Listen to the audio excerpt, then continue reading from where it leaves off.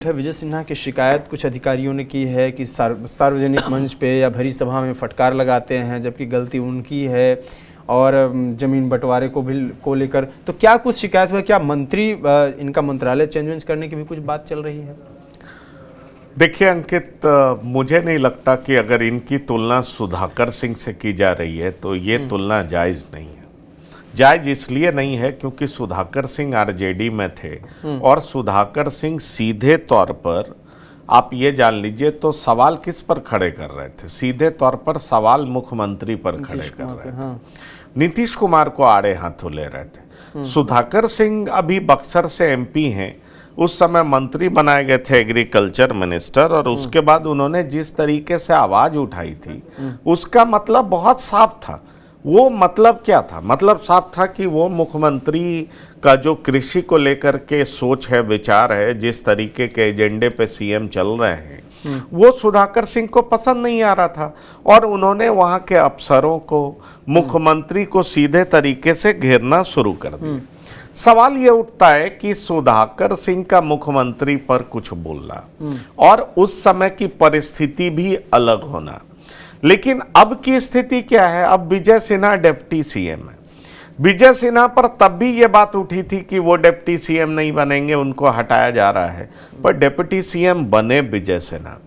विजय सिन्हा उस टॉपिक को उन्होंने छेड़ा है, उस मुद्दे को उन्होंने छेड़ा है जो कि जन जन के लिए बड़ा ही प्रॉब्लमेटिक है। इस बात को आप जान लीजिए। आप ये जान लीजिए कि अगर आम आदमी का पहला इंटरेक्शन सरकार से जहां पर होता है वो होता है ब्लॉक में, और ब्लॉक में जब उसकी मुलाकात सीओ से होती है तो एक आम आदमी सरकार के बारे में क्या इंप्रेशन कैरी करता है, इस बात को आप जान लीजिए।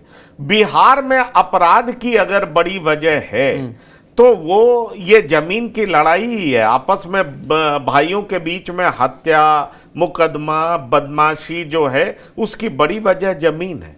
और आखिरकार इस सारी समस्याओं के पीछे कौन है? ठीक है, जमीन माफिया है, पर जमीन माफिया फलता फूलता कैसे है?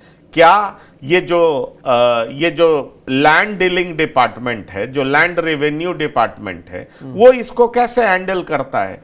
और विजय सिन्हा ने इसी को टच करने का प्रयास किया है और वो जा रहे हैं, हड़का रहे हैं, लोगों को बहुत पसंद आ रहा है। इस बात को आप जान लीजिए, लोग इस बात की बड़ी प्रशंसा कर रहे हैं और विजय सिन्हा अपने आप को ये प्रोजेक्ट करने में कामयाब दिखाई पड़ रहे हैं कि देखिए, मैं डिसऑनेस्टी बर्दाश्त नहीं करूंगा। मेरे विभाग में अगर सर्किल ऑफिसर ऐसा करेगा उसको मैं बर्दाश्त नहीं करूंगा, कोई आरओ ऐसा करेगा उसको मैं बर्दाश्त नहीं करूंगा।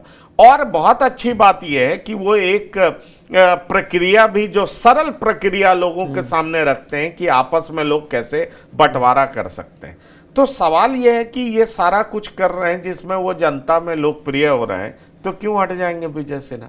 और विजय सिन्हा अगर हट जाएंगे तो लोगों में मैसेज क्या जाएगा कि भाई जो भी करप्शन के खिलाफ आवाज उठाता है उसको आप साइड कर देते हो। आपको याद होगा विजय सिन्हा से पीडब्ल्यूडी मिनिस्ट्री छीन लिया गया था। ये बात तो दब गई थी क्योंकि 3-3 बार पुल गिर गया, 4-4 बार पुल गिर गया, विपक्ष ने जबरदस्त तरीके से मुद्दा उठाया। विजय सिन्हा हटते हटते जो फाइल पर लिख करके गए वो बात दब गई, लेकिन कहीं ना कहीं सर्किल में इस बात की चर्चा है, लोग जानते हैं। ऐसे में गंभीर सवाल ये उठता है कि अभी जो विजय सिन्हा कर रहे हैं, क्या उस वजह से उनको हटा दिया जाएगा? मुझे नहीं लगता ऐसा होने जा रहा। आपको बता मैं ऐसा इसलिए कह रहा हूं क्योंकि विजय सिन्हा अगर ऐसा कुछ कर भी रहे हैं तो निश्चित तौर पर अपने पार्टी के हाई कमान से उन्होंने परमिशन लिया होगा और तभी वो कर रहे होंगे ऐसा। उनको भी पता है कि सरकार में करप्शन बढ़ा है, इसकी बात आम लोग करते हैं। चूंकि बिहार के आम लोगों को बेहतर विकल्प दिखाई नहीं पड़ता है, इसलिए इस तरह की बात हो रही।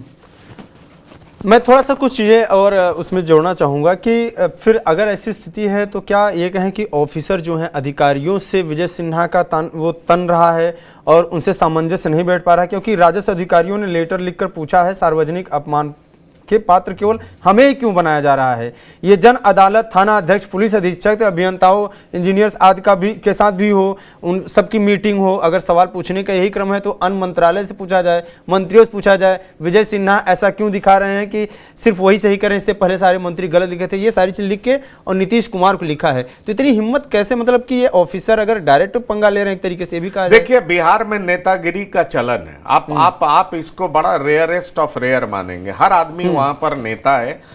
आपने कभी सुना है, आपने सुना है कि उत्तर प्रदेश पुलिस एसोसिएशन का एक मुखिया ने बगावत कर दिया? वो धमकी दे दिया कि हम आंदोलन करेंगे। बिहार में पुलिस एसोसिएशन का भी मुखिया है, इस बात को आप जान लीजिए। एसोसिएशन होना ठीक है, पर एक नेता जो पूरे तरीके से चिन्हित होता हो, वो आप देखेंगे तो आप हैरान हो जाएंगे। तो ये चलिए, ये लोकतंत्र में होना चाहिए। मैं ये नहीं कहता कि ऑफिसर्स को आप डिमोरलाइज करिए, ऑफिसर्स को आप इस तरीके से ट्रीट करिए कि वो कोई है ही नहीं, वो सिर्फ और सिर्फ वही जिम्मेदार है।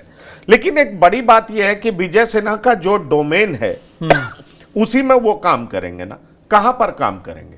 अब आप ये बताइए, जब के पाठक इस तरह का कर रहे थे अपने डिपार्टमेंट में, या बाद में फिर डॉक्टर सिद्धार्थ भी आए तो वो एक्शन लेने लगे, तो अब डिपार्टमेंट का आदमी कहना ये शुरू कर दे कि क्या सब कुछ शिक्षकों के साथ ही गड़बड़ी है, या क्या एजुकेशन डिपार्टमेंट में ही गड़बड़ है, तो इस बात का क्या जवाब है? इस बात का कोई जवाब नहीं।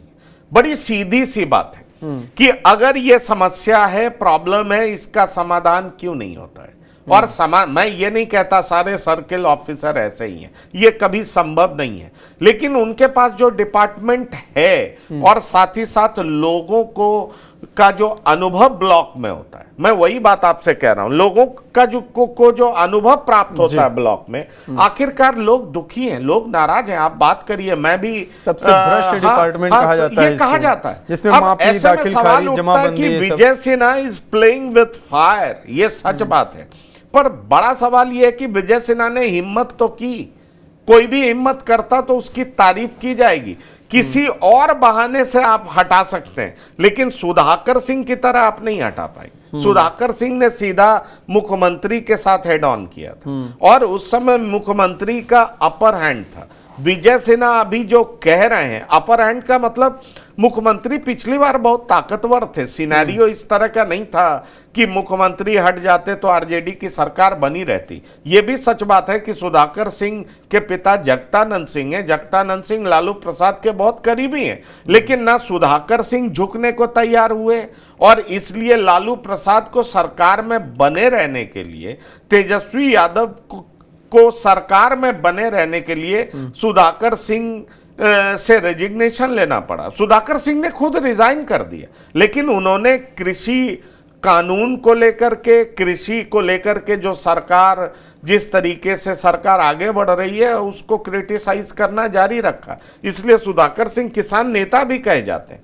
यहां पर अगर सीधा आप ये करेंगे तो भाई विजय सिन्हा जो कर रहे हैं वो लोगों में चर्चा का विषय है, इस बात का जान लीजिए। उनका मार्केट सेंसेक्स बड़ा हाई है, लोगों को लग रहा है कि विजय सिन्हा ने करप्शन के खिलाफ मोर्चा खोला है। और अगर आप सीधा विजय सिन्हा को साइड लाइन करेंगे तो मुझे लगता है ये मैसेज बहुत खराब जाएगा।